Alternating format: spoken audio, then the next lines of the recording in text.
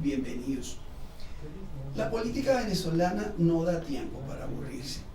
Definitivamente hay sucesos de un lado, del otro, y hoy tenemos en nuestro programa a Ricardo Ríos, dirigente de Avanzada Progresista, diputado de la Asamblea Nacional, profesor universitario, y queremos conversar con él de la política que se está moviendo en el país, y no podemos dejar de lado y tenemos que abrir con ese tema, con el tema de Avanzada Progresista. Bienvenido, Ricardo, muchísimas gracias. Muchas gracias, José Gregorio, qué bueno estar aquí. ¿Cómo es eso? Tengo tranquilidad porque no estaba en esa porque es muy incisivo. Bueno, qué bueno que te toqué yo. Qué bueno que te toqué yo. Pero bueno, para comenzar, ¿cómo es eso que ustedes le robaron el partido a Henry Falcón? Cónchale, wow. Ese es casi un chiste, mira. A Henry Falcón alguien le echó un cuento. Le mete tu cosa en el CNE, que eso está listo. No hay nada más peligroso que cuando en Caracas te dicen eso está listo con este movimiento. Pues en general es una estafa, como a él le pasó. Nosotros tenemos una discusión intensa, muy intensa en el partido, sobre los resultados electorales desde el 6 de diciembre del 2020, del 2020, pasando por el 21 de noviembre y los resultados de Barinas. Todo ese paquete no lo habíamos podido discutir con Henry Falcón, nosotros como Dirección Nacional sí, pero no con él, que es el presidente del partido, porque no va a la reunión, se queda perdido en Lara, no asiste, no tiene vida interna. Y eso genera la división de un partido. Bueno, pues es que por eso es que yo me río, porque es que no puede ser que eso genere la división de un partido. En una cuentica que yo me puse a sacar de la frase política dada por los dirigentes de Avanzada Progresista de enero aquí, donde se supone que estaba en ebullición el clima terrible, intenso de guerra, hay un 85% de coincidencia. O sea, no coincide uno tanto, no sé, ni con uno mismo. O sea, bueno, pero entonces, ¿qué es lo que genera esa fractura? Bueno, yo creo que el haber presentado la crítica a los resultados electorales, haber interpretado la crítica a los resultados electorales como una agresión personal. Pero que contra, aquí hay más gente que en la reunión donde hicimos, vea, contando personal técnico y todo, aquí hay más gente que en la reunión que hicimos en el comité ejecutivo, una reunión pequeña, para evaluar los resultados. Y como todo partido en el mundo, evaluamos lo bueno y evaluamos lo malo. Y eso no pudo resolverse dentro del partido. Sí, se debe, no es que se pudo, se debe. El problema está en que el maestro Prieto decía, los españoles dicen piensa mal y acertará. Y el maestro Prieto de Beltrán decía que cuando un hombre inteligente se equivoca en tontería, no es error, es maldad. Entonces lo ponía uno capcioso. El debate alrededor de las decisiones tomadas para la salida de Henry Falcón de Avanzada Progresista están llenas de frases capciosas. ¿Cómo cuáles? Votaron los tres tipos de oposición. ¿No te parece extraño que división de compañía anónima, es decir, los tres compañeritos que dividieron la fracción de la oposición en el Congreso, que dividieron a COPEI, aparezcan en la dirección de Avanzada Progresista? Entonces usted está diciendo que hay unos factores externos que quieren acabar con Avanzada Progresista. Yo creo que quieren caotizar a la oposición. Bueno, pero Henry Falcón dice que es desde el gobierno que quieren acabar con Avanzada Progresista porque el sector en el que usted está fue favorecido por los tres rectores del Nosotros CNE. Fuimos favorecidos por el CNE, porque yo no estoy muy seguro de haber sido favorecido, lo que no fue desfavorecido, que es una cosa distinta, porque cuando el debate se dio y acordamos, bueno, vamos a un proceso interno, elegimos, todos estuvimos de acuerdo en que los estatutos actuales son caducos, absurdos. ¿Cómo fue que no me acuerdo? Vetusto, esa es la palabra que nos regaló Henry Falcón para este debate. Bueno, entonces vamos a cambiarlo, hacemos un proceso interno, nombramos una comisión electoral, un registro electoral, una base electorales, votamos y que gane el mejor. No hay pleito, porque es que la definición de política que dividen a la oposición el debate, el voto, el diálogo, la negociación, la solución pacífica, electoral, democrática y constitucional. Todo eso lo repetimos. Si tú cierras los ojos y no ves quién está hablando en televisión, lo único que vas a saber es que es de Avanzada Progresista. No vas a saber si soy yo, si es Luis Augusto o si es, ¿cómo se llama?, Henry Falcón. En eso estamos muy de acuerdo. Entonces, Henry dijo, no, vamos a una asamblea, desconozco todos los secretarios generales, invento uno. Pero ¿por qué no ustedes dio. no fueron a la asamblea del Hotel Ávila? Porque era ilegal. Porque era ilegal, porque esa asamblea fue convocada primero porque él violentó el acuerdo de la Dirección Nacional. Y si hubiesen ido, no hubiesen ganado la votación ustedes. Es que no tenía sentido ir, porque había demasiada gente que no era del partido. Entonces no era una reunión de Avanzada Progresista, sino una movida astuta para hacer una mayoría. Yo fui candidato en esa asamblea, me enteré 3 días después. Y un jovencito de Caracas presentó mi nombre ahí y dijo, me metió en una plancha sin consultarme. Yo me enteré, imagínate, 3 días después. O sea, había un tinglado montado para legalizar una operación política administrativa, que no es política de división de imposiciones o de rupturas programáticas, sino de manejo administrativo, más bien burocrático, de ciertos cargos dentro de la dirección.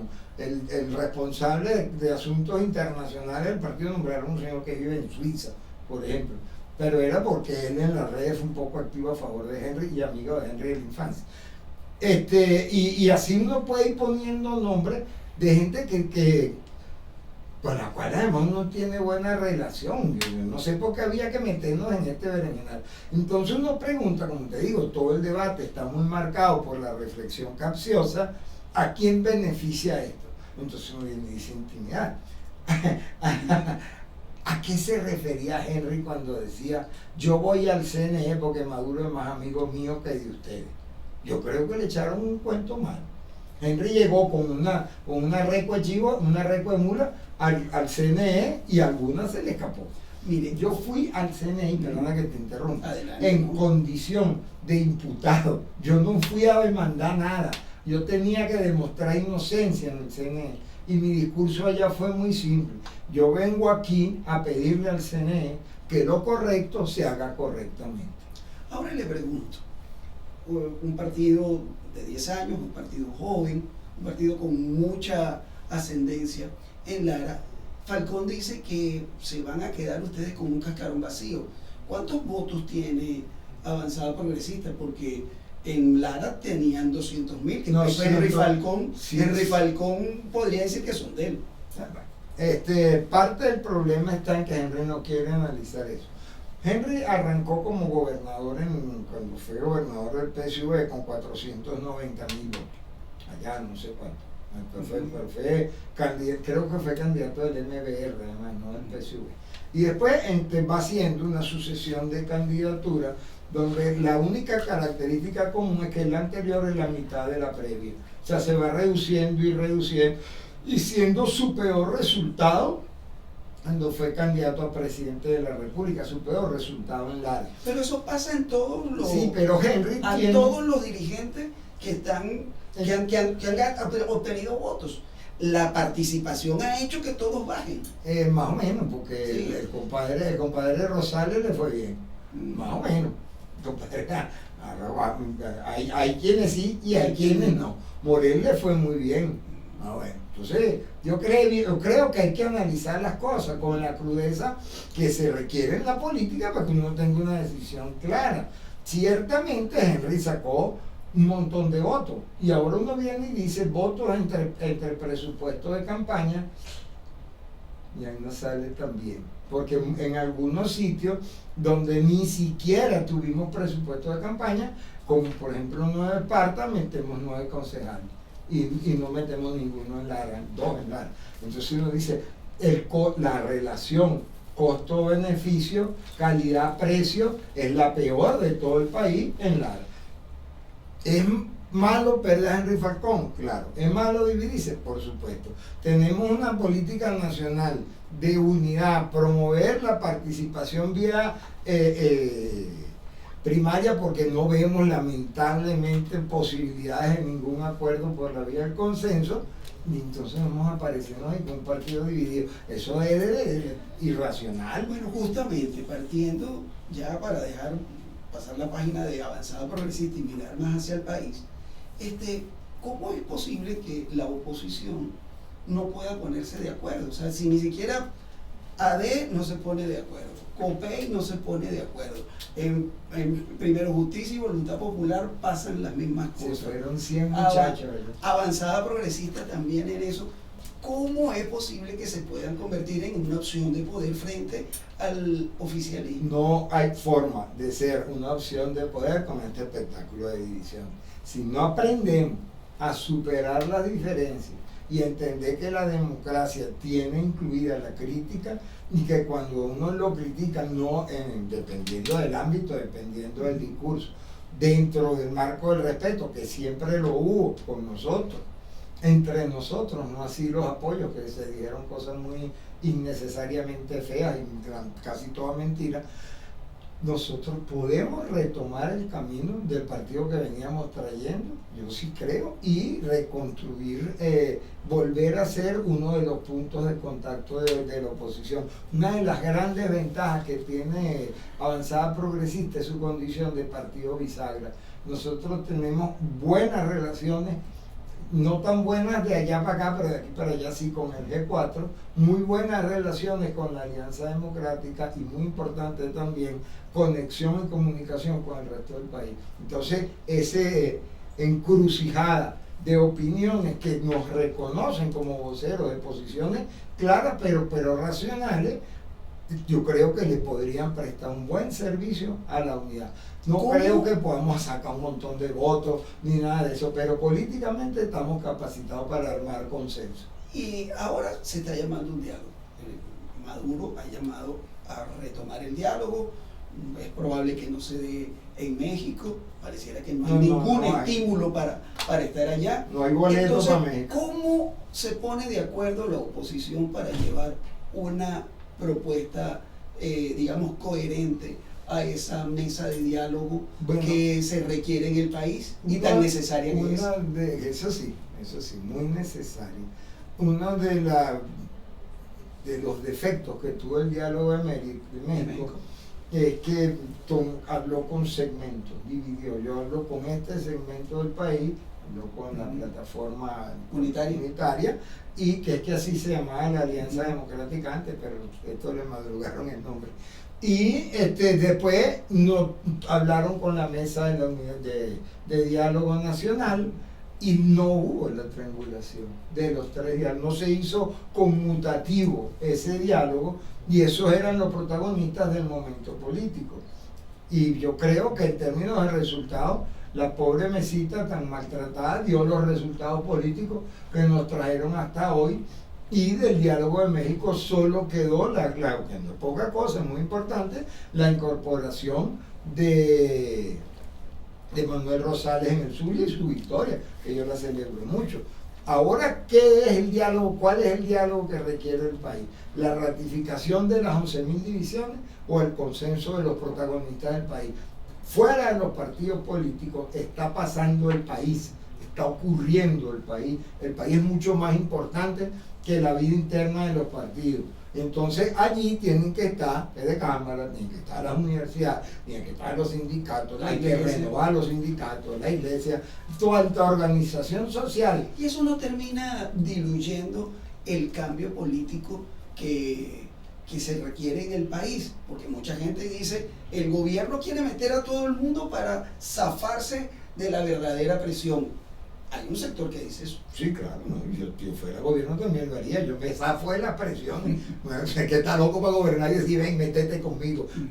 Tiene que ser al revés. Entonces, pero uno sabe cuál es, el gobierno está jugando con la carta volteada, no hay sorpresa. Uno está apostando contra 5 cartas volteadas al gobierno. Y allí es donde hay que construir las propuestas que requiere el país en la economía, en la educación, en la salud y en lo político. ¿Y cuál es el espacio para construir esas propuestas coherentes y con fortaleza para confrontarlas con el gobierno? Para confrontarlas con el gobierno. Entonces yo creo que debe retomarse los diálogos dentro de los factores democráticos.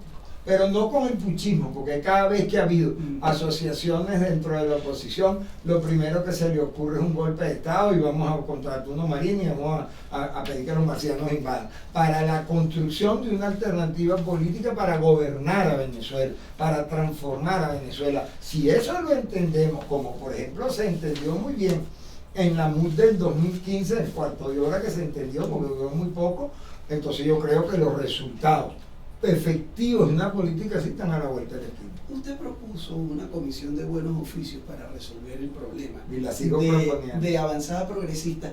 ¿No se hace necesaria una comisión de buenos oficios para tratar de resolver el problema entre todas las oposiciones que van desde, desde 20 Venezuela hasta la APR, el Partido Comunista? Se llama la Alianza Popular Revolucionaria, el Partido Comunista, Ucategui. Pero el glorioso Partido Comunista de Venezuela tiene su nombre. Yo lo conozco de muy chiquito, nunca lo hubiera dicho a Pedro. Lo digo porque es la alianza, sí, la alternativa popular. Está el negro Ucate, buen amigo. No es amigo, porque es muy peleón, pero lo quiero mucho. Qué cosa distinta.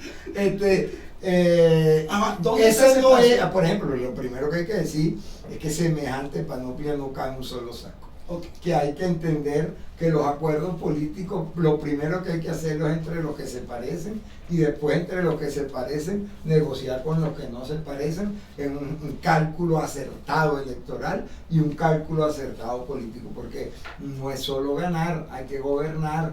No es solamente sacar más votos, es que al día siguiente cuando uno diga los semáforos apuntan para el sur, tiene que haber alguien que te haga caso. No es eso de que tú das órdenes en Miraflores y hay un país ingobernable afuera, porque estaríamos creando un caos peor que el que pretendemos resolver. Hay que tener un acuerdo de gobernabilidad. ¿Quiénes son los que se pueden poner de acuerdo? Primeramente, yo creo que los sectores más comprometidos con el cambio de un nuevo tiempo y voluntad y ¿cómo se llama? Acción democrática en todas sus versiones, y una parte muy importante de primero justicia.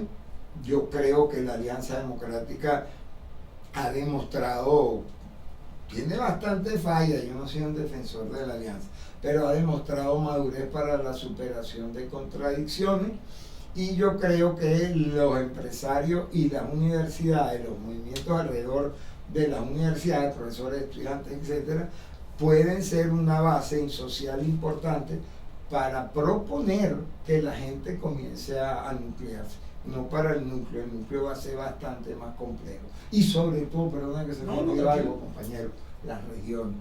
No podemos seguir creyendo que Venezuela es un país de Caracas, la capital, y lo demás en monte. No, señor. Aquí hay movimientos políticos, culturales, académicos, intelectuales, sociales, de muy alto vuelo en casi todos los estados del país, casi todos los estados, porque no los conozco todos los movimientos, pero donde meto la cuchara saco cosas muy buenas.